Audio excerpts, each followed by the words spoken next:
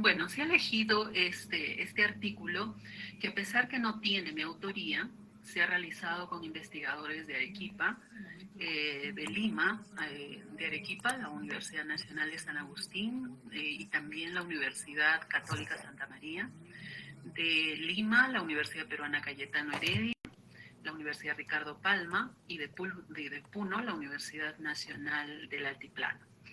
Entonces he elegido este artículo justamente por ese abanico de investigadores que están preocupados justamente por aspectos relacionados con esta corrección en el punto de corte de la hemoglobina, principalmente en zonas de altura.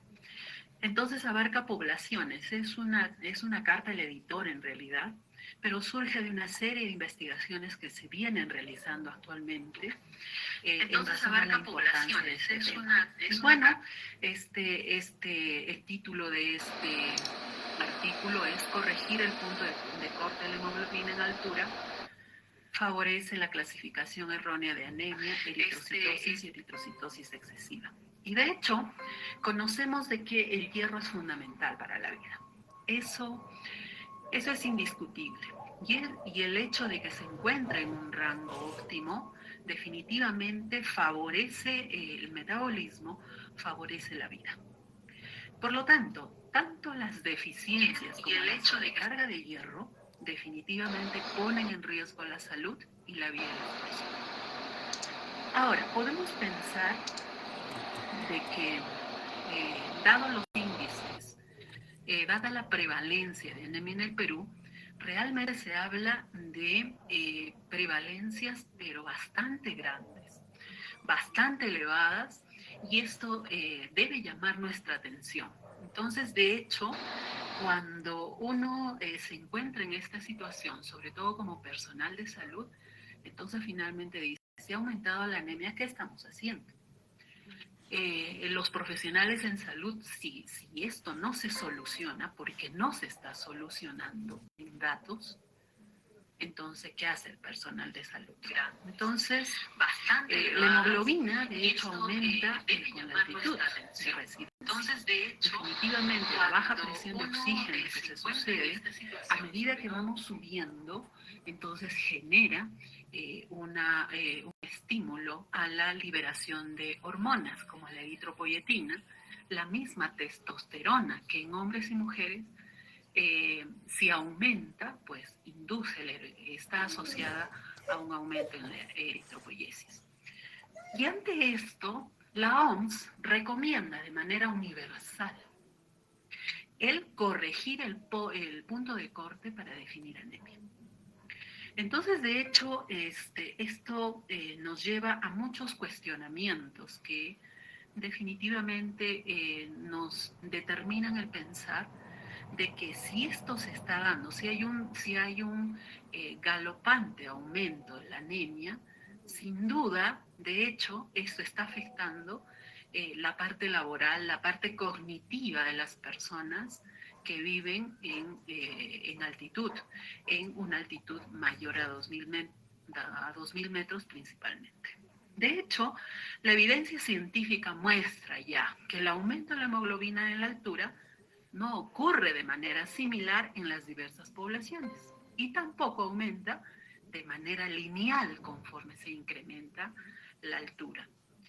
Y hay investigaciones que ya hablan de que este nivel de hemoglobina tiende a aumentar, de hecho, paralelo a determinadas condiciones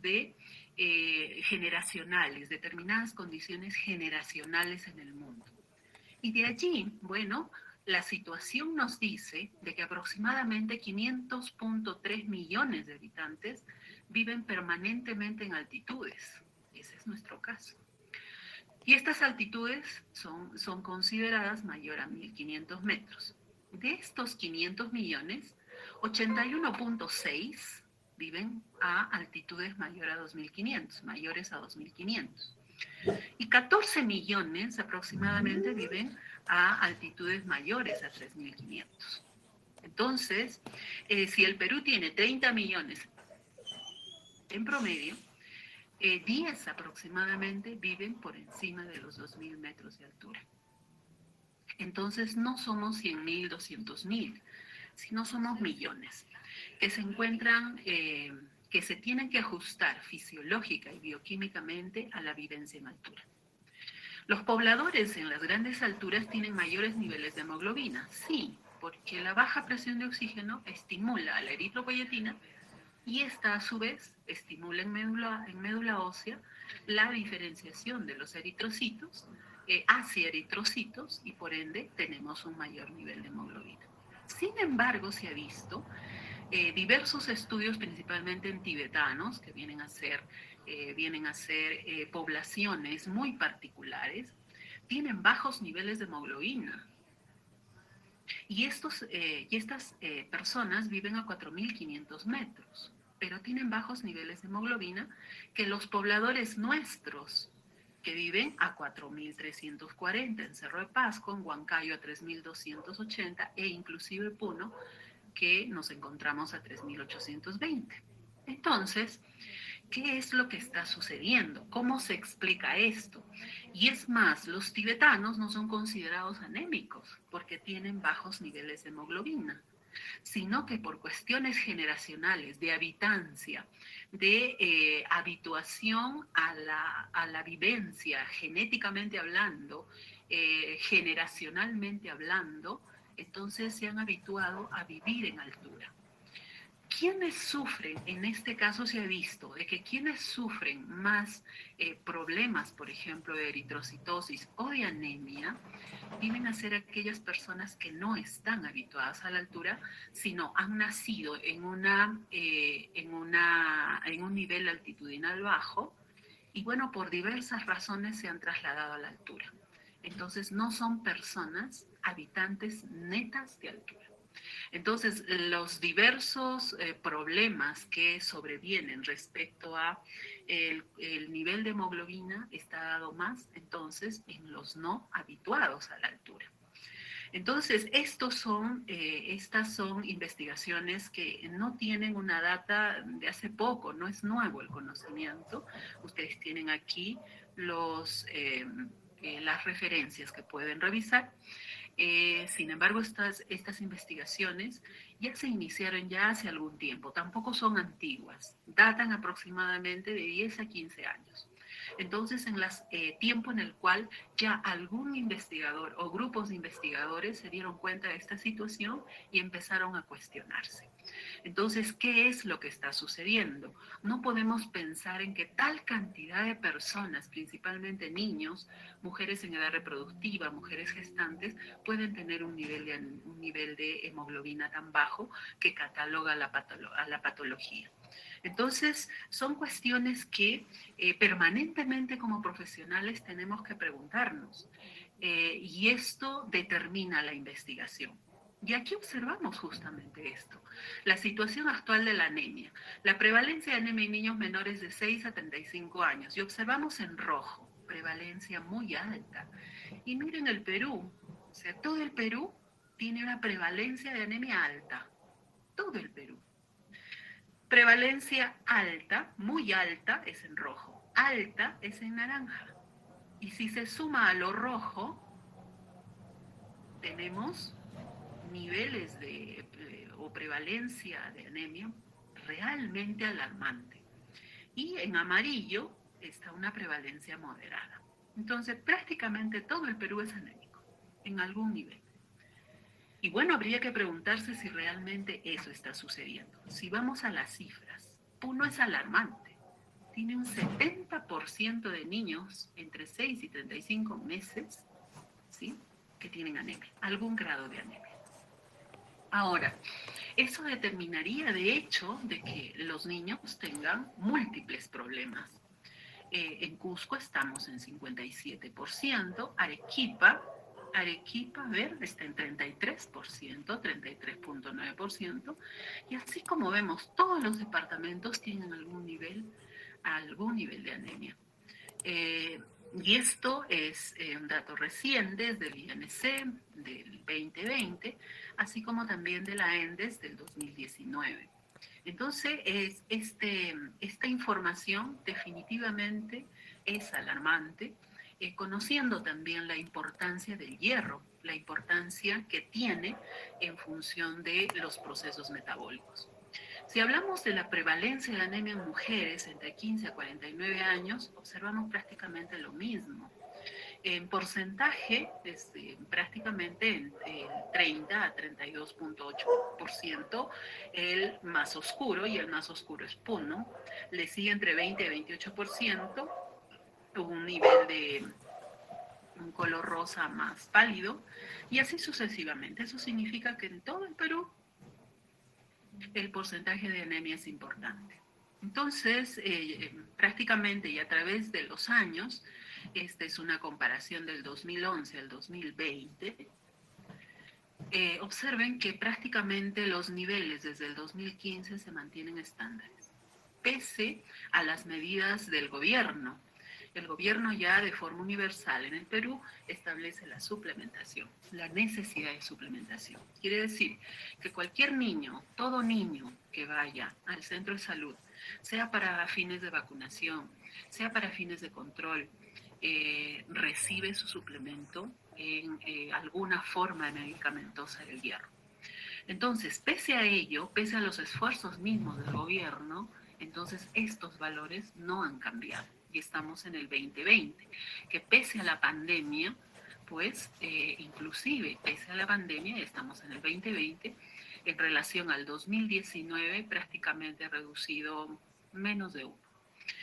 Entonces, si hay suplementos, digamos que el factor alimentario no es suficiente, digamos, pero ya reciben suplementación los niños, sea que cumplan, sea que no cumplan, hay planes intermitentes, hay planes continuos, o sea, se ha probado muchas formas por las cuales otorgar hierro a las poblaciones que supuestamente están deficientes. Entonces, y el contenido de hierro es bastante alto. Entonces, de hierro suplementario. Entonces no debería haber anemia, o sea, debería bajar en un término de 6 meses, que es el tratamiento. Al final de ese tiempo, todos los niños deberían entrar en una clasificación normal. Sin embargo, no vemos eso. Entonces, es otro punto que llama la atención. Y esto nos lleva a cuestionamientos, pues, ¿sí? Estamos viviendo realmente una epidemia, una pandemia de anemia. ¿Realmente las fuentes alimentarias de hierro son escasas? ¿Estamos procediendo correctamente con los métodos de evaluación de hemoglobina o de hierro corporal total? ¿Estamos diagnosticando el estado de nutrición del hierro de la forma correcta? ¿En poblaciones de altura es necesario el ajuste por altura? Si no es suficiente el aporte alimentario, ¿es indispensable la suplementación? ¿Qué sucede fisiológicamente ante la probabilidad de un consumo excesivo de hierro? Nos tenemos que preguntar eso. Si estamos hablando de deficiencia y se están haciendo todos los esfuerzos por que la población salga de este cuadro, entonces existe la probabilidad de un consumo excesivo de hierro también. Porque paralela a la suplementación, la capacitación, la educación, las visitas que realiza el personal de salud, principalmente los nutricionistas, a las viviendas de los niños que por alguna razón no asisten a recibir sus suplementos, esos momentos sirven también para educar. Y se le dice a la mamá, mamá, usted tiene que dar a su niño todos los días alguna fuente de hierro. Y se le enseña que la sangrecita, que el hígado de pollo, que el hígado, que el uso del ácido ascórbico, de la vitamina C, etc. O sea, se le educa a la mamá. Y toda mamá definitivamente se preocupa por sus hijos. Entonces, de hecho, hace caso. y paralelamente le dé el suplemento. Puede que tenga problemas con el suplemento y hay bastantes estudios sobre adherencia. Sin embargo, se preocupa por otorgar lo necesario al niño.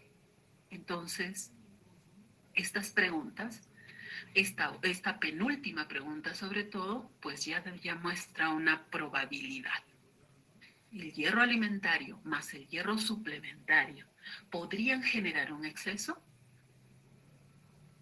Podríamos hablar de iatrogenias en el tratamiento porque finalmente nosotros participamos de esas políticas del Estado.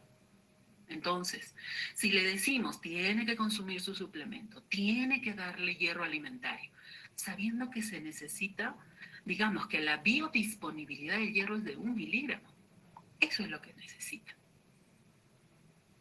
Pero estamos en un estudio ahora en el cual es una tesis y se está estudiando justamente eso. Se está estudiando el hierro alimentario y el hierro suplementario en niños entre 6 y 36 meses. Y ya se están viendo algunos datos alarmantes. Se está teniendo el sumo cuidado como para poder evaluar el consumo alimentario. Y se está teniendo valores, pero bastante altos de consumo de hierro. ¿Qué pasa con ese hierro cuando es dado en forma excesiva? Ustedes conocen de que el hierro es altamente reactivo. Entonces, ¿podríamos hablar de iatrogenias en el tratamiento frente a un diagnóstico erróneo? Entonces, son cuestionamientos que tienen que llevar, están llevando a la investigación y tienen que llevar, de hecho, a asistentes profesionales. ¿Qué estamos haciendo? ¿Cómo estamos abordando esta situación? ¿Estamos investigando al respecto? Hay investigaciones definitivamente que ya están surgiendo frente a estos cuestionamientos y que nos están permitiendo conocer un poquito más de la situación. Entonces, de hecho, aparte de un análisis crítico de los artículos de investigación, nos toca a partir de ellos también buscar otros enfoques. En función a lo que han leído, de hecho, surgen más preguntas. Y surgen preguntas también cuestionando los mismos estudios que se vienen dando. Hay estudios de todo tipo. Hay estudios que indican de que efectivamente pues, los suplementos son maravillosos, otros que no. Pero solamente se está tomando un marcador, que es la hemoglobina. Y es el marcador menos sensible, dicho sea de paso. Entonces, ¿puede haber equivocaciones en los resultados? Definitivamente que sí. Entonces, nos toca ir un poco más allá de la investigación. Y para eso, ustedes se están formando como profesionales. Los ya profesionales nos toca investigar y dar respuestas a estos cuestionamientos. Y conocer un poco más con la finalidad de mejorar también nuestro quehacer profesional. Eso principalmente, si estamos haciendo bien o también estamos cometiendo iatrogenias. Una iatrogenia es un error profesional y eso es lo menos que podemos generar. Ahora, si vamos viendo un poco más allá, ¿sí? Si vamos viendo y tratamos de ver los mecanismos de absorción y regulación del hierro, porque es complementario a toda lectura relacionada a este tema, pues tenemos que empaparnos de cuál es la situación respecto a absorción y regulación del hierro. Entonces, bueno, nosotros consumimos hierro en la forma no hémica, como hierro no hemínico y como hierro hemínico. Hierro no hemínico viene a ser el gran aporte dietario, ¿sí? Encontramos hierro en todos los alimentos en diferentes proporciones y encontramos hierro hemínico básicamente en las carnes rojas o en todo aquel tejido que circule sangre, ¿sí? La sangre tiene hemoglobina y es lógico pensar que se dispone de un hierro altamente absortivo. Entonces, el hierro NOEM se encuentra en hierro como hierro 3, pero tiene que oxidarse. Y para eso participa una enzima, que es la citocromo B duodenal, que favorece esta conversión. Entonces, solo así puede ingresar a la célula, puede ser transportada al enterocito. Y aquí todavía, bueno, participa en este transporte, en este pasaje, un transportador de metales bivalente, el 1, y permite de que el hierro pues ingrese al citoplasma del enterocito y bueno, se constituye una especie de pool temporal. Paralelamente, el hierro hemo se transporta más fácilmente todavía. Este hierro hemo todavía está en su forma, o sea, como hemoglobina. Entonces se separa la globina, o sea, la parte proteica, que es la globina, el hierro, participan enzimas en este proceso y permite, de hecho, de que también aumente el pool de hierro 2. Finalmente aquí, este pool temporal está compuesto de hierro, sea hierro hémico o hierro no hémico, ambos van a conformar un mismo pool. ¿Sí? Este hierro, para transportarse a los tejidos, para llegar a los tejidos y ejercer la función que le corresponde, entonces tiene que salir a nivel vasolateral, a nivel basal. Entonces, para eso utiliza otro transportador, que es la ferroportina. Y por otro lado, de acuerdo a las necesidades y también de acuerdo al nivel de hierro presente, este hierro puede almacenarse. De hecho, niveles altos de hierro favorecen el almacenamiento en la ferritina, en forma de ferritina, con la finalidad de ejercer como un efecto protector. Ahora, este hierro, para poder unirse a la transferrina, que es la forma como se transporta hacia los tejidos, tiene igual que convertirse en hierro 3 con la finalidad de poder ser ligado a la transferrina. Esta transferrina lleva el hierro a los tejidos, se forma endosomas en las células de cada tejido y nuevamente vuelve a su estado hierro 2. Entonces, porque estos endosomas tienen un ambiente ácido, entonces, al ser ácido, favorecen la oxidación a hierro 2. Entonces, este mecanismo por el cual el hierro llega hacia los tejidos es favorecido a su vez por receptores para transferrina que se encuentran en los tejidos. Entonces, estos receptores van a estar sintetizándose, porque son proteínas, van a estar sintetizándose en función de los requerimientos. Y es por eso que se habla de una relación transferrina-receptor de transferrina. Porque este receptor, el dosaje de este receptor es muy importante como para conocer, es un marcador del estado de hierro de nutrición, del hierro. Entonces, este proceso se regula. Y uno de los reguladores principales es la lepsidina. La lepsidina es una proteína que ha sido descubierta aproximadamente en el año 2000, o sea, es bastante reciente. Y a partir de allí, pues las investigaciones han sido más dirigidas hacia esta proteína. Y esta proteína regula justamente a los transportadores. Si hay un nivel elevado de hierro, si hay un nivel elevado, hay un hierro biodisponible elevado, entonces la lepsidina también aumenta sus niveles. Y al aumentar sus niveles, lo que hace es inhibir la capacidad de transporte del hierro a este nivel. Entonces va a inhibir a los transportadores. Esto determina una reducción del pasaje del hierro que llega de los alimentos hacia el enterocito. Pero a la vez, no solamente va a ejercer esa función, sino también la lepsidina va a inhibir o va a reducir la capacidad de transporte de la ferroportina. Entonces el hierro no va a poder salir fácilmente del enterocito hacia sangre y para unirse a la transferrina. Entonces este hierro que pueda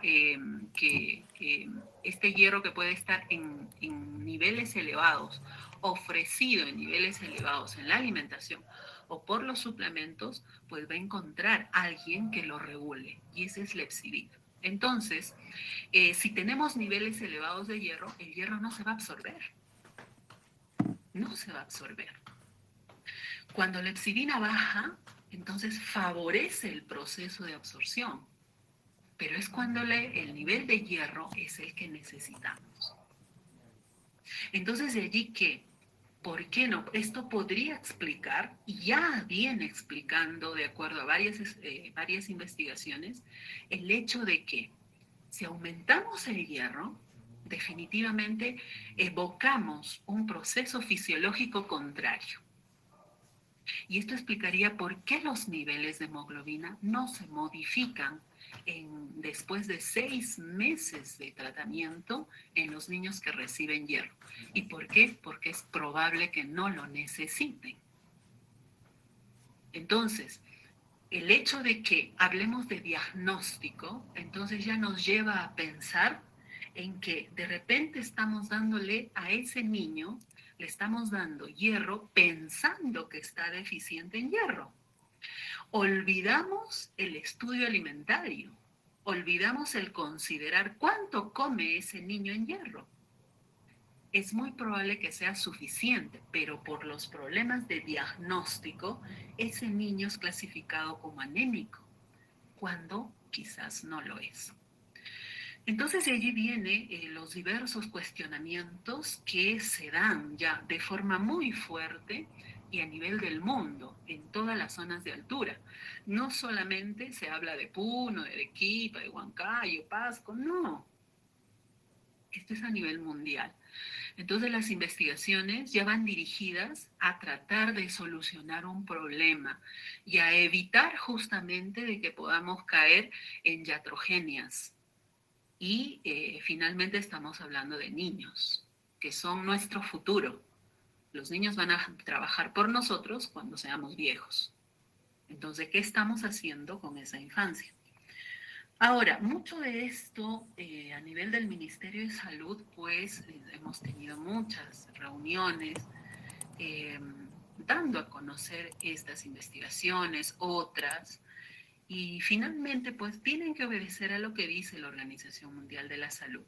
Ha habido una reunión el año 2020 con la Organización Mundial de la Salud en razón a estas investigaciones. Varios investigadores han tratado de poder contactarse con los especialistas de la Organización Mundial de la Salud a fin de que favorezca a nivel mundial la realización de investigaciones y bueno, se convenza que hay problemas al respecto. Esta situación también, de la epsidina, lo vemos en resultados, los niveles de epsidina sérica en varones y mujeres en el Perú, y observamos que los niveles de epsidina en mujeres y en varones difieren por género. Y se ha visto un nivel aproximadamente, un promedio de 10 nanogramos por ml. En los varones es mayor, más o menos es de 16. Entonces las investigaciones ya muestran diferencias por género. En el caso del nivel de epsidina, de acuerdo a los niveles de hemoglobina, vemos que en bajas altitudes aproximadamente está entre 13. Sin embargo, si evaluamos niveles de hemoglobina mayores, por ejemplo, en el caso de los varones de 19 a 21 y mayor a 21, entonces los niveles de epsidina van a variar, ¿sí? Y cuando hablamos de niveles de hemoglobina entre 19 a más de 21, ya no hablamos de un nivel de hemoglobina normal, sino hablamos de niveles de hemoglobina asociados a la eritrocitosis y a la eritrocitosis excesiva, ¿sí? Entonces, esto determina, de hecho, que estas personas están enfermas. Y si viven en altura, en realidad esta situación no puede modificarse a través de medicamentos, sino simplemente de bajar altitudes, de que puedan trasladarse a vivir a altitudes menores para controlar sus niveles de hemoglobina. Pero, bueno, en razón a la epsidina, observamos que esta varía en función de la altitud, varía en función del género, varía en función de si la hemoglobina es mayor o menor a un punto dado. Y ese punto en este estudio está relacionado a 19. Menor a 19 gramos por decilitro y mayor a 19 gramos por decilitro en este estudio. Si observamos también los niveles de epsidina en mujeres, así como hemos visto antes, de acuerdo a la altitud y a la hemoglobina, en baja altitud, y observen la gran diferencia. En mujeres, la gran diferencia en baja altitud en relación a la elevada altitud. El punto de corte en mujeres lo han considerado en 17. Menor a 17, mayor a 17. Y observamos que quienes tienen niveles de hemoglobina más altos, ¿sí? Y quienes ya sobrepasan los niveles de hemoglobina mayores a 19, entonces los niveles de epsidina también son diferentes.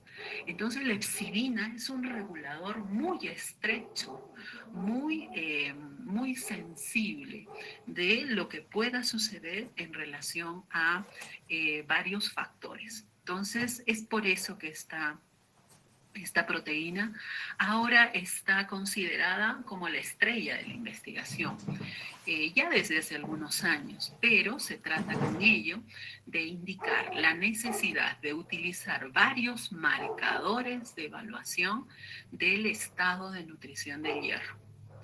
Se utiliza con fines, económicos también, se utiliza la hemoglobina. De hecho, es un dosaje, no es tan costoso como el hecho de utilizar otros marcadores, la misma ferritina, que es posible dosarla, sin embargo, tiene un costo mayor. Entonces, si la investigación quiere dar algunos frutos, tendríamos que por lo menos tomar más de un marcador.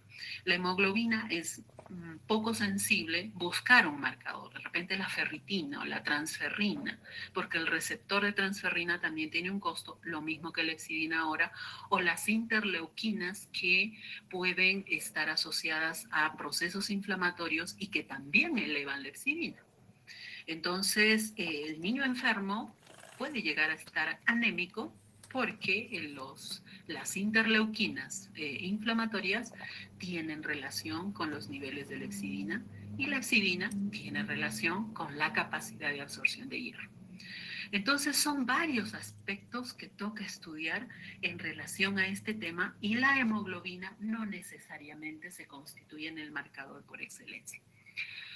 La investigación ya se viene dando desde hace algún tiempo. Aquí tenemos desde investigaciones del 2017, 19, 16, 15, etcétera.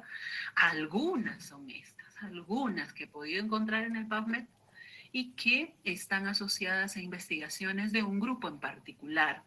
Y ese grupo, en ese grupo, que lidera la Universidad Peruana Cayetano Heredia, que prácticamente fue o es un grupo de investigación de esta universidad que trata de contactarse con varios investigadores de varias universidades con la finalidad de dar a conocer o de profundizar el conocimiento respecto a este tema. Esta es la tabla del factor de ajuste por altura. Entonces, este factor de ajuste, ¿qué significa? Si digamos uno vive a 1000 metros sobre el nivel del mar y si tengo una hemoglobina, me dosan la hemoglobina y sale 12.1 menos 0.1, entonces sale como 12.09, ¿sí? Ese es el factor de ajuste. Quiere decir, sobre el valor crudo de hemoglobina, le quitan, le restan un factor. Y por eso tiene un fondo matemático, porque es una matemática, es una resta. Veamos a 2.300 que está Arequipa, ¿sí? 2.300 que está Arequipa. Me dosan mi hemoglobina y por el factor de ajuste por altura le quitan 1. Tuve 12, pero por el factor de ajuste le quitan 1. O sea, me dicen, usted tiene 11 gramos por decilitro de hemoglobina. Esta situación se repite y es más drástica a medida que vamos subiendo. 3.800 metros que se encuentra Puno. Tengo 12 de hemoglobina, menos 3.1, entonces llego a 9. 9.12.11, 8.9. Tenía 12 y me siento bien, porque también es importante el considerar las características clínicas del sujeto. Pero resulta que con 9, que por el ajuste por altura, caigo en anemia. Y me dicen, uy, usted se está muriendo, tiene 9 de hemoglobina. Entonces, a eso nos vamos, al hecho de que si esta metodología es adecuada o no. Y se ha visto que de hecho, ya de por sí, si se toma la hemoglobina a los niños y se hace la corrección y el ajuste de la hemoglobina por altura, todos entran en anemia. Entonces, de hecho, se habla de este factor de ajuste y de la misma clasificación, o sea, y este factor de ajuste, ¿por qué se da? Se da con la finalidad de que los sujetos que viven en altura entren en una clasificación dada, y esa clasificación es de baja altitud. Entonces, es por ello. Entonces, es como un facilismo también. Y esta es la crítica. Y yo sí, en razón al estudio de este tema, de hecho sí me constituyo en una de las principales críticas de este mecanismo, de este proceso. Hablamos de anemia matemática prácticamente. Entonces, a un valor de anemia crudo, si le ajusto, entonces definitivamente ese ajuste es una resta. Y observen a 4.500 metros. Si el sujeto a 4.500 tiene 15 de hemoglobina, porque de hecho es una altura importante, menos 4.4, entonces llega a 10.6. ¿Anémico? Sí. Entonces, esta situación del ajuste por altura surgió en razón a hace muchos años, en realidad esto no es nuevo, hace bastantes años y en razón a la necesidad de ver los riesgos de hemoglobina de una aseguradora. Entonces se vio pues varios niveles de hemoglobina y bueno, pues se crearon factores matemáticos de tal forma que surgieron estos datos, estos factores según altitud. Entonces, conocemos más, ya se conoce un poco más, no es un tema cerrado, no es un tema acabado en investigación, es un tema que requiere estudiarse, pero requiere estudiarse en su conjunto y con la utilización de una metodología adecuada para ello. Y esta metodología, de hecho, debe estar asociada al uso de marcadores, de más marcadores del estado de nutrición del hierro y que nos permitan conocer efectivamente cuál es la situación de la hemoglobina en altura. Ahora, si nos vamos al estudio con este preámbulo que les he presentado. El estudio presenta varias tablas, ¿sí? Y aquí habla de la hemoglobina corregida, ¿sí? De la hemoglobina antes de la corrección y después de la corrección. Esta tabla representa los resultados de varios grupos de investigación. En este caso son niños menores a 60 meses que fueron estudiados en Arequipa. Esta columna también se estudió a lactantes entre 6 a 24 meses en Puno. Entonces, ¿cuándo se hizo la corrección? Aquí tenemos el porcentaje, la prevalencia de anemia en lactantes, pero con niveles prácticamente normales de ferritina. Entonces, ¿qué tenemos? Si observamos las columnas con rayas, representan la hemoglobina corregida y las columnas en oscuro presentan la hemoglobina cruda o sin corrección. Entonces observamos que prácticamente, si vemos esto, la prevalencia de anemia o las características de la hemoglobina en este estudio muestran que prácticamente antes de la corrección los niños presentaban, digamos, una ferritina normal, ¿sí? Como observamos aquí, y una hemoglobina normal antes de la corrección. Pero después de la corrección esto cae. Y cae drásticamente. En los lactantes, por ejemplo, de 6 a 24 meses, después de la corrección de hemoglobina, se encuentra, de hecho, niños con niveles de hemoglobina normal, porque el nivel de ferritina, niveles de ferritina normal, pero niveles de hemoglobina bajos. La ferritina es dosada como deficiente menor a 12 nanogramos. Ese es el punto de corte que han considerado en este estudio. Entonces, después de la corrección, se observan definitivamente aspectos relacionados a valores, prevalencias que muestran que la deficiencia de hierro, este ID, es deficiencia de hierro antes de la corrección, y vemos de que esta población, una vez que se corrige la hemoglobina, ingresa a ser considerada anémico por deficiencia de hierro.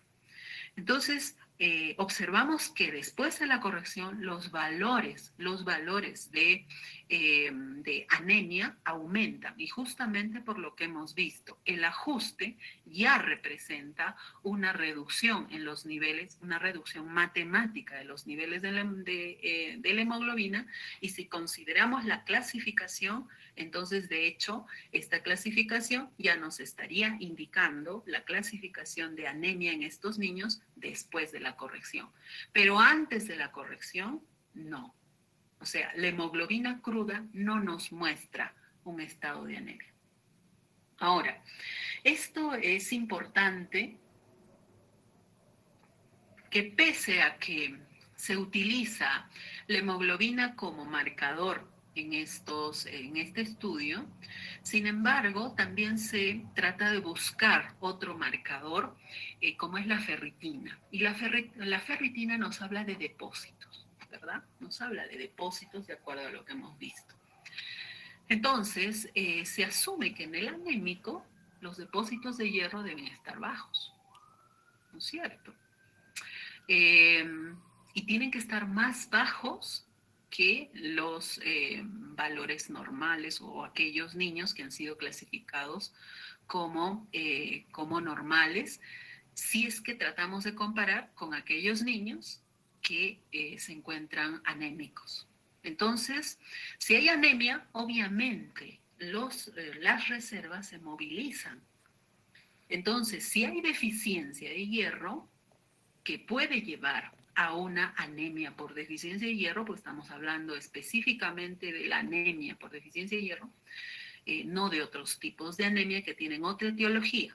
Entonces, estos niños definitivamente tendrían los anémicos menores depósitos de hierro porque estos se movilizan. Y si no hay consumo, entonces estas reservas van bajando. Pero, de hecho, por eso se habla de lactantes con niveles normales de ferritina, pero anémicos, clasificados como anémicos. Entonces suena como ilógico, ¿verdad? No puede haber un niño anémico, ¿sí?, con niveles normales de ferritina. Por lo menos estos tendrían que ser algo bajos. Y esto es lo que se ha visto al hablar de antes de la corrección de hemoglobina y después de la corrección de hemoglobina. Ahora, si vemos en esta tabla que dice prevalencia de anemia y eritrocitosis en adultos en baja y elevada altitud. Entonces, si observamos los adultos, la tabla en oscuro representa la hemoglobina no corregida. Aquí tenemos en rayas la hemoglobina corregida. Lo que está aquí como anemia corregida, pero es en hemoglobina corregida, y esta es una crítica también. No puede haber anemia corregida y no corregida, es hemoglobina corregida y no corregida. Y aquí se habla de eritrocitosis no corregida, y en cuadritos, aquí, eritrocitosis corregida. ¿Qué significa en este caso esa situación? Si tenemos un S2 en adultos, la hemoglobina, ¿sí? Hay un valor y se encuentra aquí. Pero cuando corregimos, entonces esta hemoglobina corregida determina un porcentaje mayor de anémicos, mayor de personas que se encuentran con algún grado de deficiencia. Aquí era muy bajo, 5%, debe ser 7%, pero cuando corregimos, entonces la prevalencia de anemia es mayor, como observamos aquí, ¿sí? Pero a la vez cuando tenemos un paciente que tiene, por ejemplo, 19 de hemoglobina dosada, cruda. Sin embargo, le hacemos el ajuste, entonces 19 menos 3 son 16.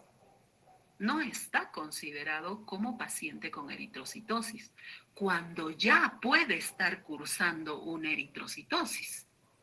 Y eso es lo que se observa aquí. Esta es la eritrocitosis no corregida.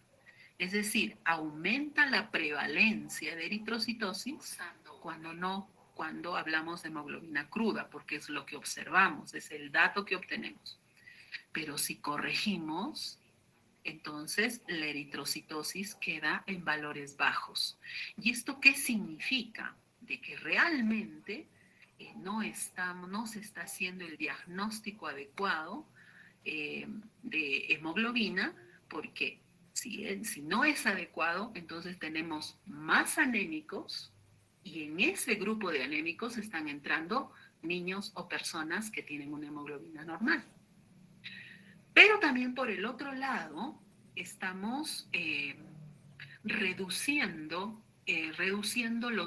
la prevalencia de los pacientes con eritrocitosis, que necesitan un tratamiento inmediato o las medidas necesarias para que ya no tengan más problemas. El paciente con eritrocitosis pues tiene riesgo cardiovascular, generalmente son hipertensos, son diabéticos, etc.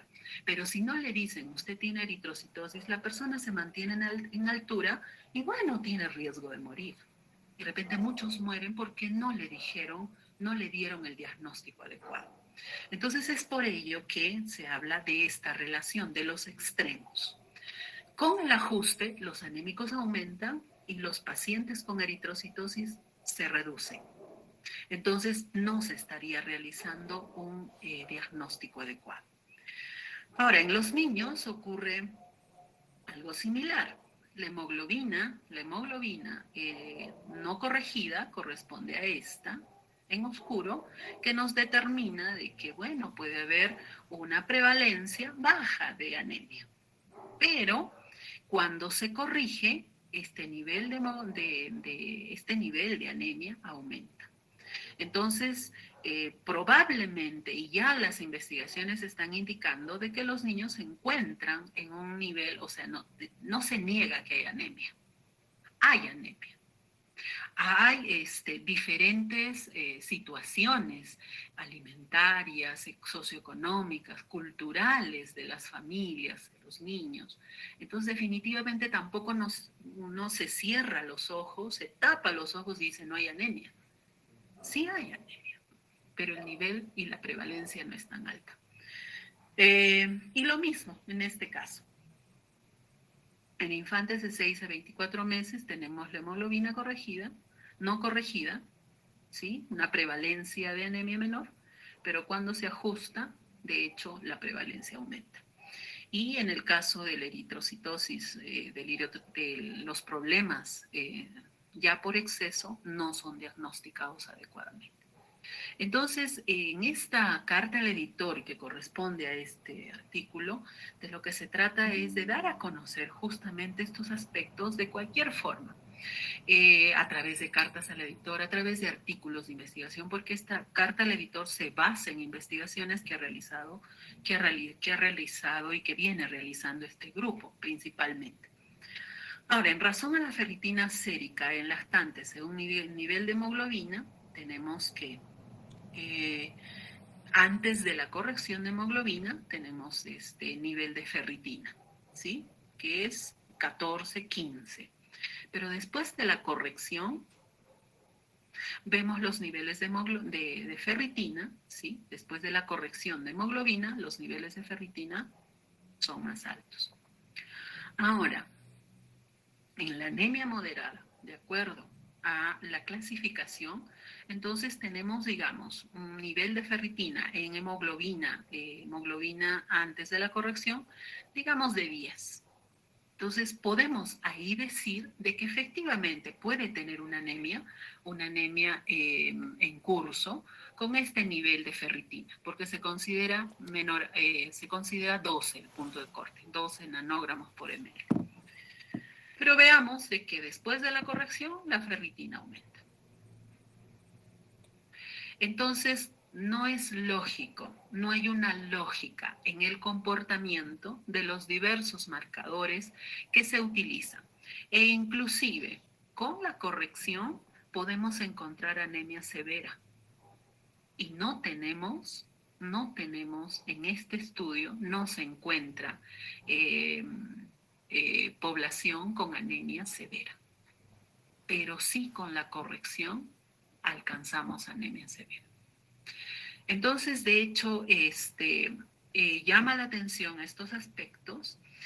Ya son estudios que se vienen realizando en poblaciones y con los datos del Ministerio de Salud respecto a la hemoglobina no corregida y hemoglobina corregida que brindan las bases de datos del Ministerio de Salud. Para ello se tiene que acceder a través de todo un trámite y pago también, pero a partir de esas mismas bases se están logrando estos resultados. Nosotros también hemos realizado ya investigaciones, por ejemplo, en niños que tienen tratamiento suplementario de hierro, han sido seguidos de acuerdo a la norma técnica del Ministerio de Salud, cumpliendo todos los parámetros de la norma técnica, se han seguido un grupo de niños.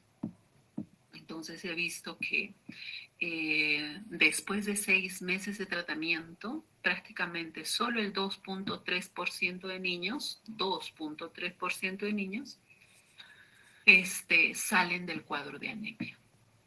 Y recuerden que la norma técnica permite de que los niños reciban suplemento en los centros de salud solo con anemia moderada, hasta anemia moderada. Severa se va al hospital. Y encontramos que solo el 2.3% después de 6 meses de tratamiento con el suplemento, ya no es profiláctico, sino terapéutico, no salen del cuadro de anemia. Entonces, ¿por qué no sale del cuadro de anemia? Entonces, de hecho, si hemos visto antes cómo se regula en los procesos absortivos frente al nivel de hierro que llega al intestino, definitivamente podemos tener una respuesta. Ahora, en este cuadro definitivamente se observa, a pesar de que ya lo hemos visto, se indica que una reducción de depósitos de hierro, de los depósitos de hierro, ¿sí? Van a indicar de que la ferritina, porque es la que se asocia a los depósitos, a las reservas, va reduciéndose. Puede ir reduciéndose los depósitos de hierro, pero esta reducción, ¿sí? Esta reducción en un momento dado puede definir niveles de ferritina bajos, pero también niveles normales de hemoglobina o umbrálicos. Están dentro del parámetro, pero están muy cercanos al parámetro inferior. Entonces podemos tener depósitos o niveles de ferritina bajos, niveles normales de hemoglobina. Pero estos depósitos de hierro pueden reducirse definitivamente en la medida que si no hay consumo, entonces los depósitos de hierro se van reduciendo. Y esto determina de que en un momento dado se agote pues las reservas de hierro. Haya un agotamiento. Y este agote de las reservas recién significa deficiencia de hierro o anemia por deficiencia de hierro. Entonces, para que esto suceda, definitivamente, pues tiene que ser bastante drástico el problema. Ahora, igual, si si observamos, si la ferritina se reduce, entonces los receptores de transferrina aumentan. ¿Por qué? Porque de hecho los tejidos necesitan, aunque haya muy poco hierro, digamos, que esté circulando, entonces los tejidos necesitan hierro. Entonces, los receptores en los tejidos para la transferrina, que es la que transporta el hierro hacia los tejidos, entonces van a aumentar. Y este aumento también puede significar una eritropoiesis, pero por deficiencia. Y finalmente, si es que tenemos esta secuencia, el hablar de anemia significa una etapa terminal de la deficiencia de hierro. ¿Sí? Cuando hablamos de anemia, todo esto ha tenido que suceder fisiológicamente y no se va a dar de la noche a la mañana, tiene un proceso. Entonces, si la mamá, en nuestro caso, si la mamá le da al niño los alimentos que le menciona, el personal de salud, los nutricionistas le indican, bueno, tiene que consumir así, así, etc. Le da las pautas como para que trate de solucionar el problema de anemia de sus hijos porque lo han diagnosticado así. Entonces esta reducción de los depósitos de hierro no se da. Pero el diagnóstico es equivocado porque el nivel de hemoglobina, de acuerdo al ajuste, es menor. Le están hablando de una anemia a esa mamá. Y como mamá, ¿sí? De hecho, no hay ninguna mamá que pueda decir, no me importa que tenga anemia. No sé, ya saldrá del cuadro. Ninguna mamá va a tener esa expresión. Se va a preocupar de su niño y le va a tratar de dar lo que necesita. Entonces, de hecho, considerando todos los aspectos que hemos visto, entonces esta situación necesita estudiarse, necesita conocerse, necesita conocer cuánto puede ser el ajuste si es que se mantiene así. Y, por ejemplo, ya hay una propuesta de ajuste para la altura mayor a 3.000 metros y que no sea de 3.1, 3.2, 4, sino que llegue a 2.2. Entonces, se basa en curvas ROC, en un procedimiento estadístico que ha permitido conocer este dato. Ya no hablar de hasta de 4 y tantos, sino ya de acuerdo a la investigación proceder a un punto más lógico, que no determine tanto problema como el que tenemos. Ahora, se ha visto también que de hecho los niños desnutridos vienen a ser los más anémicos, ¿sí? Y bueno, pareciera que no es así. Y si observamos aquí malnutrición crónica, ¿sí? Este estudio refleja lo siguiente, a un R bastante alto, de 0.79. O sea, si hablamos en porcentaje, tiene una correlación del 79%. Entonces, estos valores realmente nos están diciendo otra cosa. Podemos encontrar malnutrición crónica con una hemoglobina de 7, ¿sí? Un 15-16% de malnutrición crónica con hemoglobinas menores, 7.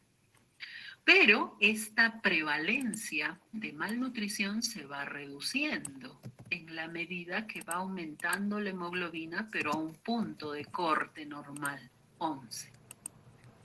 Entonces, había 15, 16 probablemente de acuerdo a esta tabla, pero una hemoglobina de 7, y esta hemoglobina de 7 sí está asociado con anemia. Pero en la medida que va aumentando la hemoglobina, porque aquí tenemos la hemoglobina, ¿sí?, de 11, ¿sí?, va reduciendo también la posibilidad o la prevalencia de malnutrición crónica.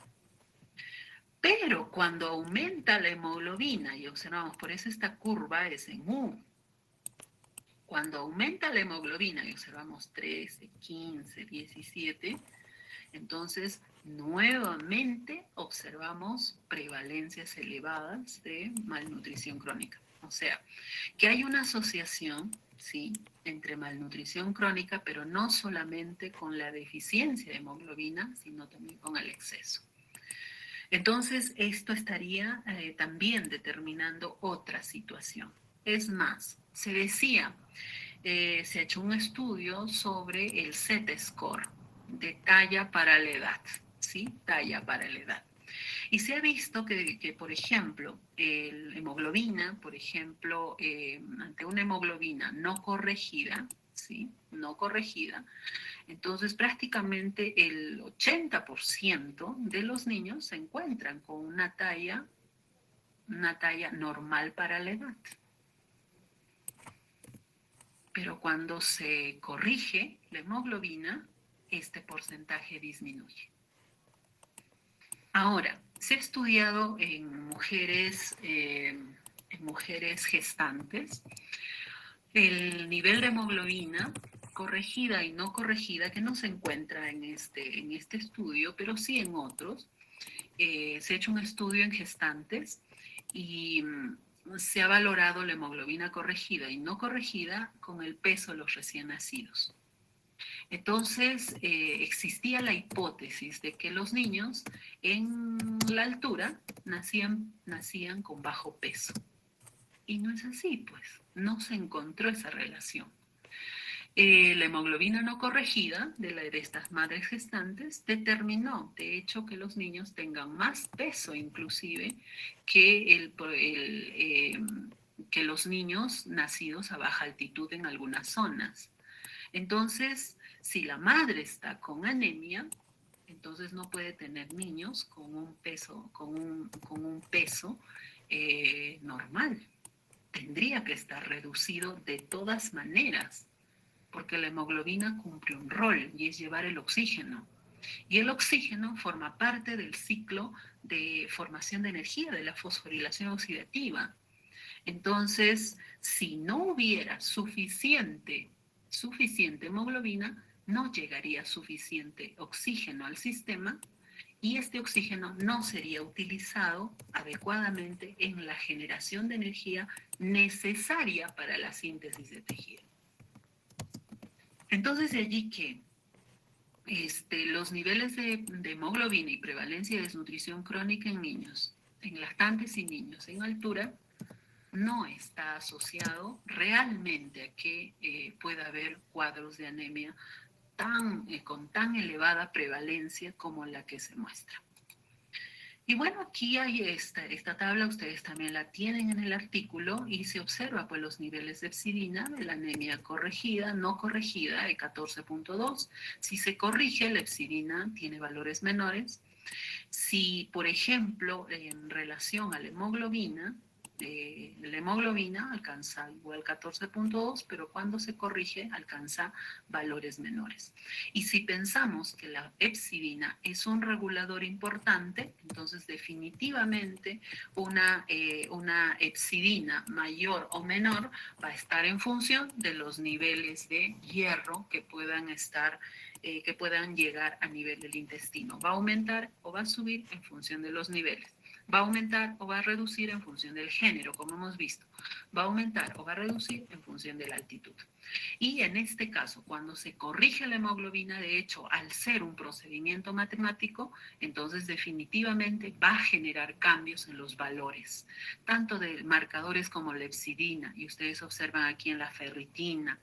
Si, por ejemplo, observamos con la anemia no corregida, con la hemoglobina, veamos, no corregida, tiene un valor de 69.2 nanogramos por ml, no corregida, pero corregida aumenta a 74. Entonces no puede haber una ferritina mayor cuando se habla de hemoglobinas ajustadas, reducidas. Entonces sería ilógico. Entonces de allí que tanto el receptor de transferrina como la relación receptor de transferrina ferritina, el contenido de hierro corporal, la hemoglobina corregida, como aquí este es un score del estado o de la percepción de salud que presentan las personas. Entonces, todas se modifican con solo el procedimiento matemático que se realiza cuando se corrige la hemoglobina por los factores de ajuste relacionados a la altitud. Entonces, esto ya estaría determinando alteraciones matemáticas. Y lo que se quiere es conocer cuál es la situación sin mayor manipulación matemática, más que la estadística, que no es manipulación, sino es tratar de demostrar alguna situación, alguna hipótesis.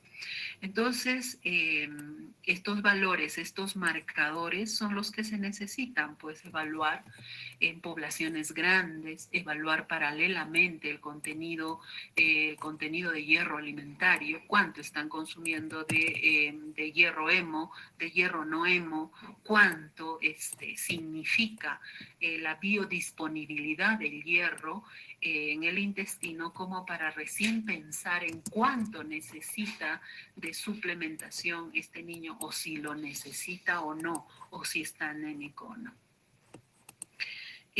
Nosotros hicimos paralelamente un estudio, esto ya fue del 2014 al 2015 en adultos. Entonces se observó, y este es el consumo dietario. Fueron analizadas prácticamente, son 1.600 regímenes en Lima. En varias zonas del país, estos son los datos de Lima, y se encuentra que, por ejemplo, el hierro total entre hierro M y no M, mujeres tienen estos valores, o sea, un promedio de 11.7 miligramos por día de hierro total consumido, con un máximo de 14.3 y un mínimo sí bastante alarmante. En los hombres, en promedio 14 miligramos por día de hierro total. Y si hacemos el ajuste por biodisponibilidad, entonces observamos que en mujeres en promedio la biodisponibilidad de hierro es de 2 y en el caso de hombres es de 2.15. ¿Cuánto necesitamos en adultos de 18 a 65 años? 1 miligramo. Entonces, biodisponible, prácticamente hay el doble. Y esto se observa en la hemoglobina. En promedio 13.4 en mujeres, 14.1 en varones, con un mínimo de 11.5 en las mujeres y un mínimo de 11.6 en los varones. Entonces, de hecho, si hubiera una reducción en la ingesta, definitivamente eso se va a reflejar en la hemoglobina que se utilizó en este estudio como marcador. Entonces, la biodisponibilidad de hecho es mayor en hombres que en mujeres, pero también en este caso el contenido de la biodisponibilidad o la clasificación de biodisponibilidad es entre intermedia y alta en hombres y en mujeres. Esto en adultos.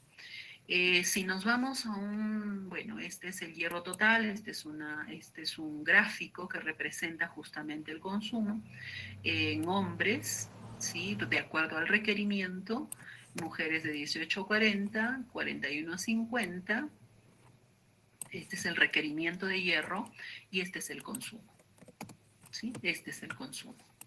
Entonces, cierto, el consumo, en este caso, como es hierro total, se encuentra dentro de lo recomendado para hombres, límite en las mujeres, pero en el caso de las mujeres mayores de 50 se encuentra un importante consumo de hierro total.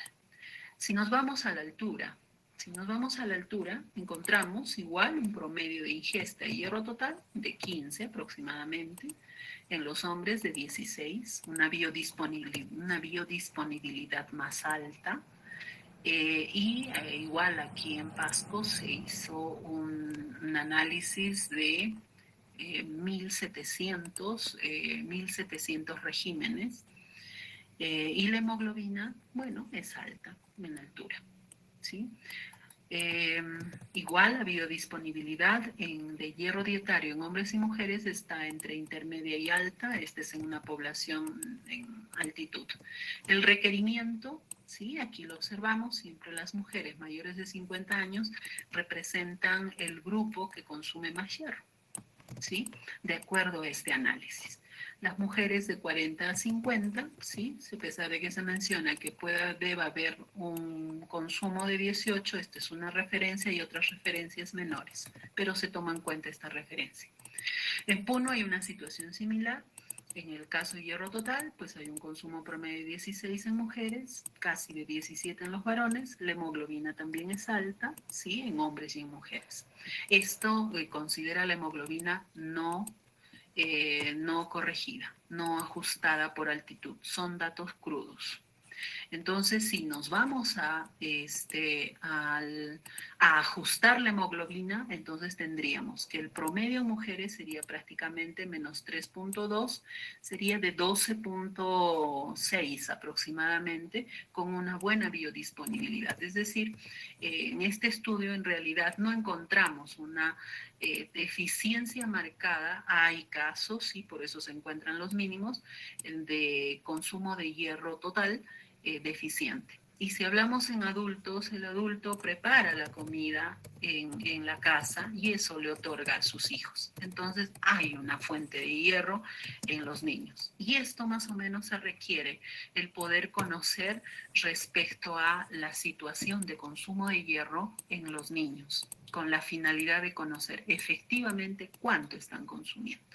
Bueno, es similar a lo que hemos visto, es muy cercano, como observamos en Puno, el requerimiento al consumo es muy cercano, no hemos encontrado radicales diferencias.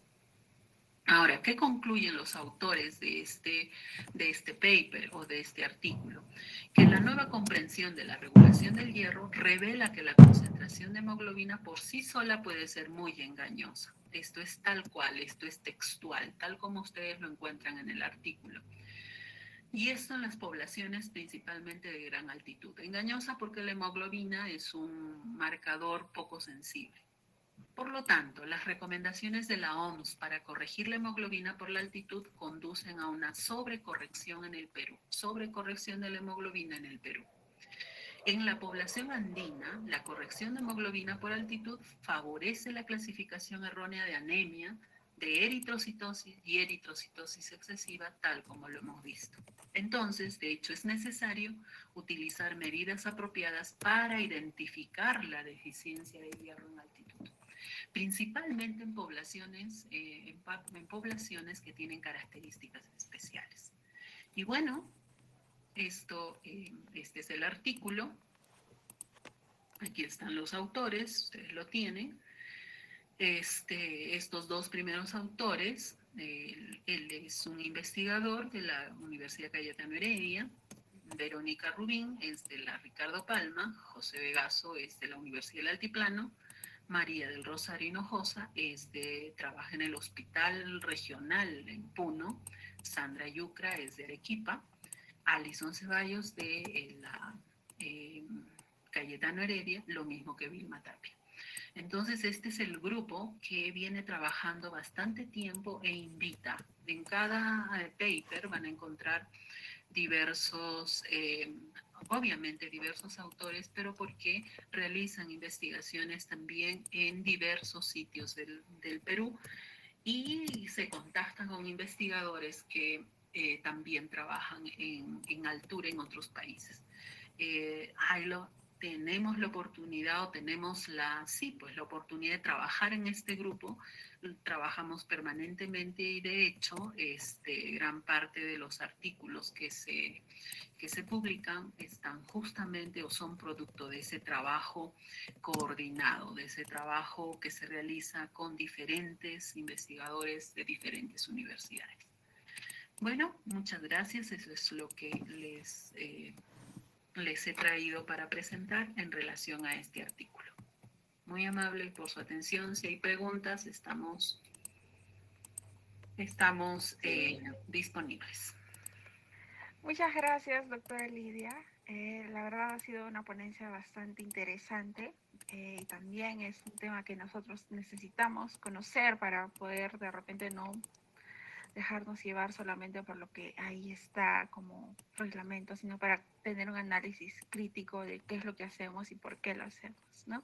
Entonces, muchas gracias, doctora Lidia. Vamos a pasar al espacio de preguntas. Por favor, si tienen preguntas, pueden dejarlas en el chat, pueden levantar la manita para que podamos responderlas. Mientras tanto, yo voy a aprovechar para dar algunos comentarios que se han ido revisando en la página de Facebook, porque estamos haciendo una retransmisión en nuestra página oficial de la Sociedad Científica Estudiantil de Nutrición. Entonces, como primer comentario tenemos de parte de Sara, que nos dice: en la región Puno sí se hace el ajuste y la mayoría salen con anemia leve. Justamente me parece que usted estuvo mencionando ese tema. Bueno, otro comentario nos menciona que, es de parte del nutricionista Eduardo Ocescano, que nos dice: según las correcciones que se usa actualmente en las regiones con gran altitud, con un alto porcentaje de niños con 6 meses de edad que al tamizaje salen anémicos, pero la pregunta es, ¿un niño de 6 meses puede llegar a tener una hemoglobina de 16? Creo que es muy difícil. Realmente se tiene que revisar el descuento que se maneja actualmente. Excelente trabajo de investigación. Otra persona que nos hace sus comentarios es Dulce Lucía Chacón, que nos dice: ¿por qué a los bebés se les debe realizar el tamizaje por el pie? ¿Y por qué siempre debe de estar caliente el sitio donde se va a realizar el punzón? Y si se tomara de los dedos, ¿qué pasaría? Doctora, esa es una pregunta que nos menciona Dulce Lucía Chacón. Bueno, la guía técnica del Ministerio de Salud ya da varios parámetros como para poder realizar el dosaje de hemoglobina. De hecho, si hablamos de un niñito, de un niño pequeñito, pues el dedito es bien pequeñito como para realizar el punzón y va a generar, de hecho, no solamente dolor, sino también vamos a tener un espacio bastante pequeño como para obtener la gota que se requiere para que pueda el equipo, el hemoglobinómetro, analizar la hemoglobina. Entonces se busca un espacio anatómico más amplio y ese viene a ser el talón del pie. Ahora, el hecho de que esté caliente es para que la temperatura fría contrae tejido. Entonces nos podemos encontrar en la situación de que al punzar, si está frío el pie, entonces no obtengamos la gota necesaria para poner a la cubeta y pueda analizarse la hemoglobina. Entonces, como el calor dilata, entonces facilita la obtención de la muestra. Y eso se encuentra así en la guía técnica, que ayuda. De hecho, hay varios profesionales en salud que se capacitan en poder tomar de la mejor forma la muestra. Una muestra mal tomada lleva a errores en el dosaje de hemoglobina. Muchas gracias, doctora. Por ahí también nos mencionan otro comentario. La otra salida sería buscar marcadores más específicos. La hemoglobina mostró una brecha en cuanto a la cantidad de hierro. Eso de parte de Sara. Y justamente por eso también quería preguntarle a usted, doctora, en todo caso, ¿cuál es el costo o cuál es la diferencia entre el costo de repente la medición de epsidina o ferritina frente a la hemoglobina, el alcance que podríamos tener. En realidad sí es más recomendable tal vez medir por ferritina para saber si hay deficiencias de hierro, pero bueno, en caso de las investigaciones, ¿cómo las han estado realizando? ¿Usted qué conocimiento tiene? ¿La inversión ha sido muy grande? ¿Cómo la solicitaron para poder realizar los estudios?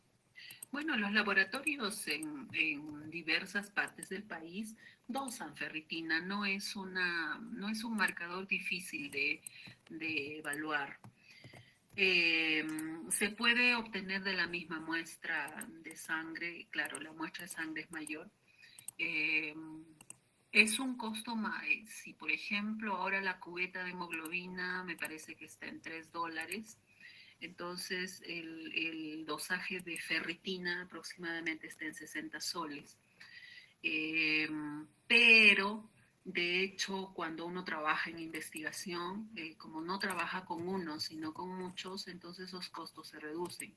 Inclusive si uno si uno se contacta con alguna universidad, entonces puede en los laboratorios de bioquímica, por ejemplo, en las universidades hay equipos, entonces puede establecer coordinaciones con la finalidad de, por ejemplo, comprar el reactivo y realizar la evaluación bioquímica en un laboratorio. Claro que tiene que estar certificado principalmente cuando uno quiere publicar estos datos.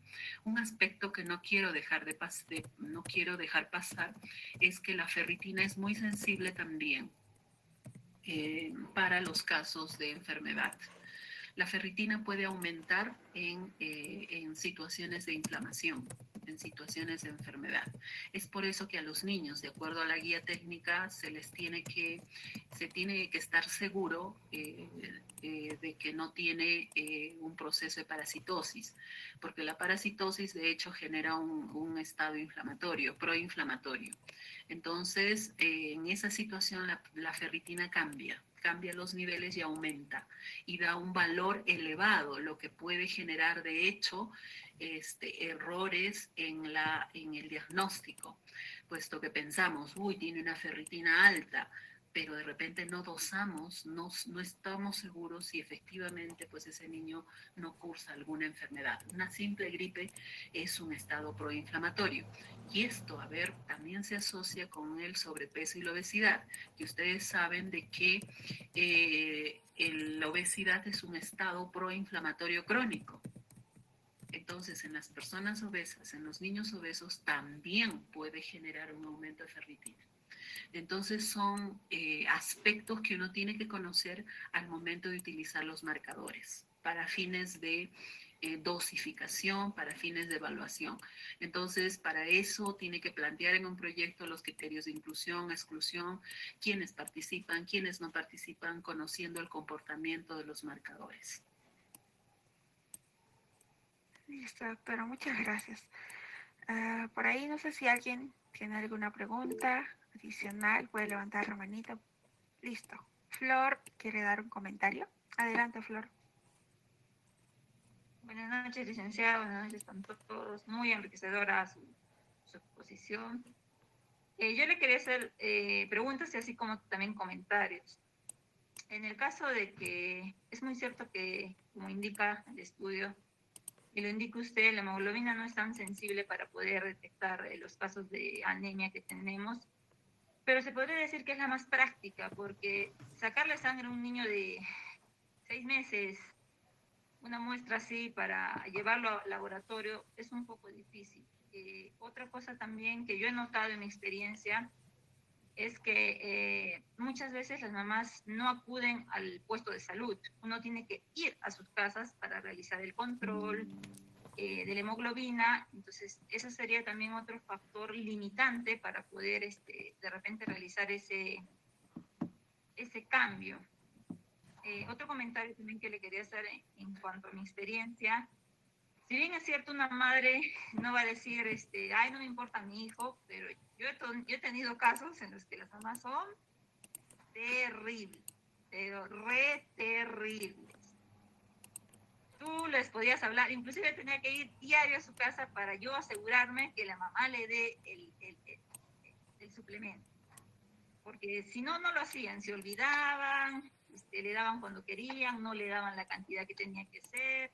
El niño a veces botaba el suplemento porque simplemente no le gustaba y la mamá ya no le insistía. Son varias cositas que de algún modo siempre van a dificultar la adherencia y de repente en los estudios no se toma mucho en cuenta esto, ¿no? Es bastante difícil poder ver la adherencia total porque hay muchas cosas que no están reguladas o no están en nuestras manos. Recuerdo cuando quería hacer yo mi tesis, mi asesora me dijo que era inviable hacer esa tesis de adherencia de anemia porque tú no ibas a vivir con la familia, ibas a estar con él y ibas a ver su consumo de hierro, tampoco ibas a ver si es que la mamá podía darle ese suplemento al niño, ¿no? Si cumplía realmente como debía ser. Entonces son esas cositas que yo veo que es un poco difícil para mi perspectiva llegar a un estudio así al 100% verídico, si es que realmente no se da por la irresponsabilidad de las mamás de que no le dan el suplemento o porque hay otro problema a nivel fisiológico, quizás. Una consulta que yo le quería hacer, licenciada, he escuchado hablar bastante sobre la efaestina, que es la que controla de que el hierro sea pasado del enterocito hacia el nivel circular. Y esta efaestina muchas veces necesita, tanto, si no me equivoco, es dependiente del cobre. Y aquí en el Perú, como a nivel creo mundial, siempre vamos a sufrir de las minerales no van a cumplir nuestro requerimiento, ¿no? Quizás pueda ser también que pueda darse por esa deficiencia de este mineral, que también no haya una buena absorción del hierro. No sé, me pregunto yo así, haciendo una pregunta al aire. Esos son los comentarios que quería hacer más que todo desde mi experiencia, cómo he vivido y cómo estoy en la actualidad viviendo con las mamitas. Es bastante, como le digo, hay mamás, pero mamás. Sí, de hecho se presentan muchas situaciones. Y uno de los aspectos que se ha visto que prima al momento de poder conocer esas situaciones es el hecho de que si la mamá percibe que el suplemento le hace daño al hijo, entonces la mamá ya no le da, ¿sí? Ahora, eso es por el lado del suplemento. Bueno, además quiero adicionar algo más al respecto del suplemento. En Chile, por ejemplo, se han realizado estudios respecto a adherencia. Hay varios estudios desde hace años respecto a adherencia. Entonces se han practicado varios planes de aporte del suplemento. Diario, interdiario y 2 veces por semana. El contraste ha sido la hemoglobina. No otro marcador. Con la finalidad de estandarizar los estudios, entonces utilizaron solo hemoglobina. ¿Y qué encontraron? De que en el caso del consumo diario y el consumo de 2 veces por semana, prácticamente al cabo de 3 meses de seguimiento de un grupo bien grande de niños, encontraron solo una diferencia de 0.3 gramos por decilitro de hemoglobina.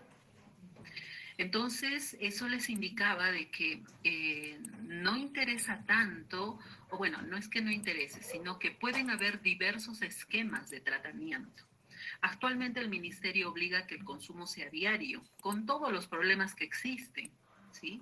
Sin embargo, hay investigaciones que ya nos dicen que podemos acogernos a otros planes con la finalidad de, digamos, a permitir el aporte del hierro, principalmente el terapéutico, cuando ya se conoce que efectivamente este niño está con anemia y que la alimentación no va a ser suficiente. Requiere un tratamiento farmacológico, puesto que está anémico, está enfermo. Ahora, es un aspecto importante el hecho también de que conocimiento sobre el consumo sea evaluado. Muchas veces, y sí, en la práctica, tenemos estudiantes en prácticas preprofesionales, en fin, y que entran a estos programas de anemia. Entonces, se encuentran con la situación de que se habla mucho del suplemento, sí. El suplemento, digamos, es es de prioridad, pero se deja de lado la evaluación del consumo alimentario. Entonces, en realidad, cuando les menciono que hay un estudio en marcha y ya se están obteniendo resultados, en hierro total hemos llegado a dosar 35 miligramos de hierro en niños de 6 a 36 meses. Ahora, esos son datos preliminares, pero ya llama la atención, esperamos y estamos tratando de hacer los ajustes necesarios, es decir, verificar si efectivamente se trata de ese consumo. Vamos a ver, falta todavía. Pero si fuera así, bueno, el mínimo, tenemos un mínimo de 19 miligramos. De 19 a 35 es el parámetro, y aunque sea el mínimo, es demasiado. Entonces, allí a las preguntas que se han planteado en esta presentación, de hecho, da miedo las respuestas que vamos a de repente encontrar en este estudio. Y da temor en el sentido de que como profesionales podemos estar cometiendo errores. Porque le estamos obligando a la mamá a que ofrezca a sus niños hierro hemo y hierro no hemo, que garantice por día, pero a la vez el suplemento estaría generando un plus en el contenido de hierro. Entonces, en eso también, en esa situación nos tenemos que ubicar en la situación del consumo alimentario de hierro, porque eso no podemos separarlo. Finalmente es un solo pool intracelular, es un solo pool de hierro. Hemo y no hemo es un solo pool. Entonces, si este pool es elevado, entonces está generando oxidación en los tejidos. ¿En qué medida lo está afectando? No lo sabemos. No lo sabemos. Ahora, en relación a la hemoglobina, sí es un marcador un poco sensible, sí. Es el más accesible, el más barato. Sin duda, ninguna mamá quiere que le saquen sangre. Y de hecho, es difícil, pues, obtener sangre de un niño. Esa viene a ser la dificultad. Es una gran dificultad. A mí misma, si a mí me piden que a mi hijo, pues, le quieren sacar sangre, yo diría, no, pues, o sea, me pongo en la situación, ¿por qué le van a sacar sangre? Entonces es un tema aparte muy complicado y que definitivamente hace muy difícil también el utilizar otros marcadores. Sin duda también el hecho de que podamos pensar en el requerimiento de hierro nos lleva a pensar también de que si un niño no está en un estado de deficiencia, de hecho, la garantía de que consuma hierro alimentario prácticamente estaría asegurando los requerimientos. Entonces también tenemos que pensar en esa situación y poder valorar todo lo que vamos conociendo en el camino de formación como profesionales en salud, lo que vamos aprendiendo en la investigación y tomar posiciones al respecto y poder valorar definitivamente lo que significa lo alimentario. Obviamente cuando un niño está enfermo nomás, pues, requiere tratamiento, ¿sí? Pero si no lo está, no necesita un fármaco. También, esa es la otra situación.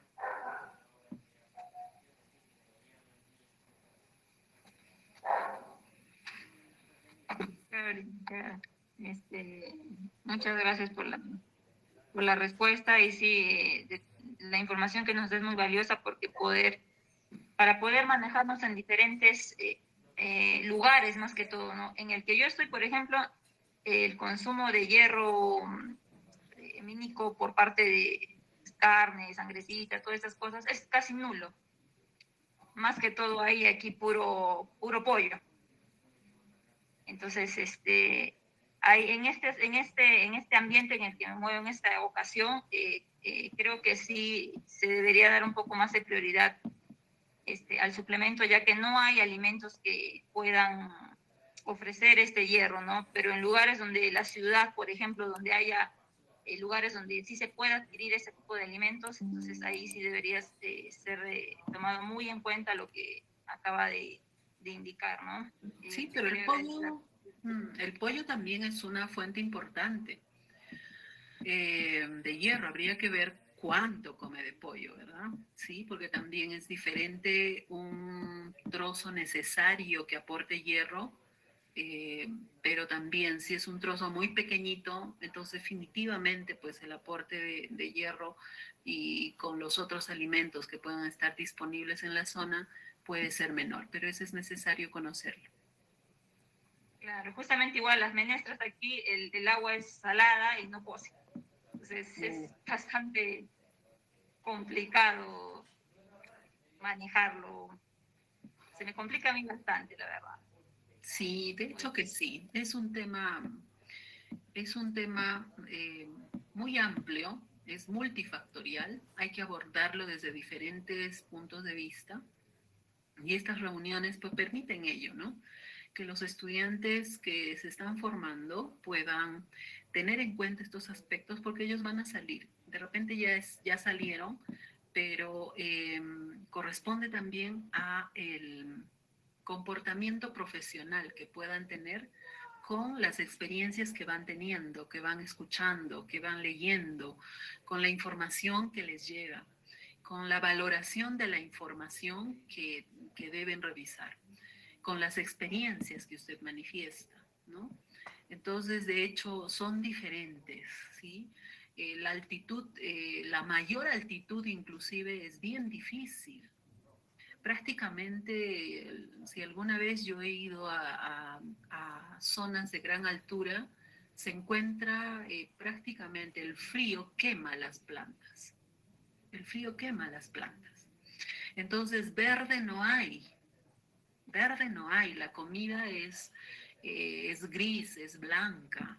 No hay colores en la comida porque también para variar, si producen quinoa, muchas veces la quinoa la intercambian por otros alimentos y esos otros alimentos no siempre son los más nutritivos, generalmente los cambian por fideos, por ejemplo. Y su comida es diferente, es muy monótona. Entonces, de hecho, lo que se trata en esos lugares tienen alpacas, llamas, guanacos, en fin, los auquénidos. Entonces, utilizan su carne en parte, porque gran parte lo venden. Entonces, las vísceras sí les queda. Entonces se les indica, esa víscera es importante, porque a veces se lo dan a los perros.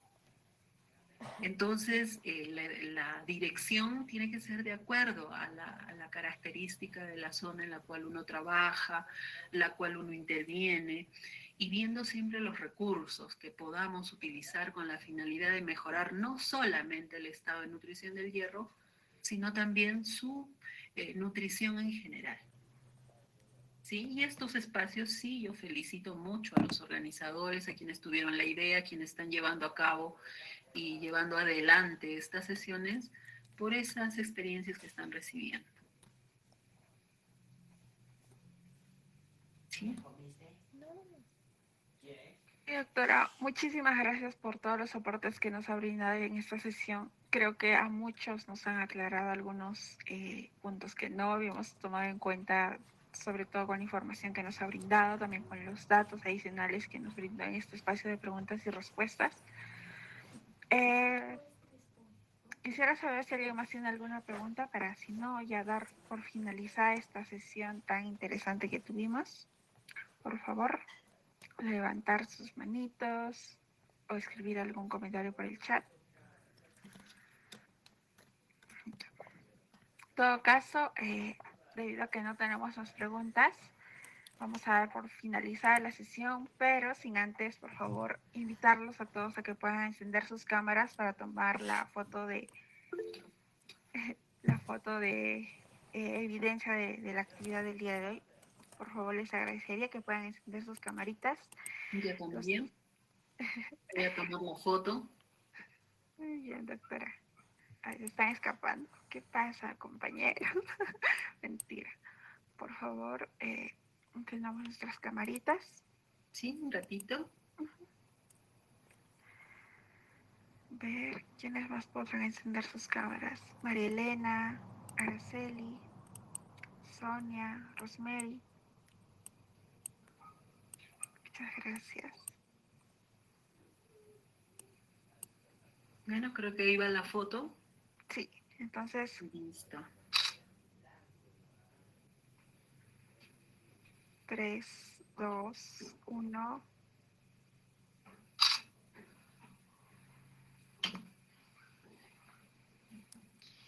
Ya está. Listo. Llegué a tomar las fotografías. Bueno, doctora, entonces de este modo vamos a finalizar esta sesión. Le agradezco mucho que haya podido participar el día de hoy. Seguramente nos vamos a seguir viendo de acá a un mes, a 4 semanas. Y pues nada más, muchas gracias, doctora, por todos sus aportes. Y gracias a todos por participar en esta sesión. Muchas gracias a todos. Ya Hasta la hasta la próxima. siguiente. Muchas gracias por los aplausos. Doctora, muchísimas gracias. Hasta Hasta luego, doctora. A los participantes del Club de Lectura Crítica les menciono que en este momento voy a empezar a compartir el post-test por el canal de Discord. Hubo un error en el envío del pretest, se había enviado a otro área, entonces el post-test va a ser la segunda evidencia de la participación del día de hoy. Les invito a llenarlos, van a tener un espacio de 15 minutos, va a estar habilitado hasta las 8:45 de la noche. Entonces, con eso finalizaríamos la sesión del día de hoy. Nuevamente, muchas gracias a todas por participar. Nos vemos a la próxima semana.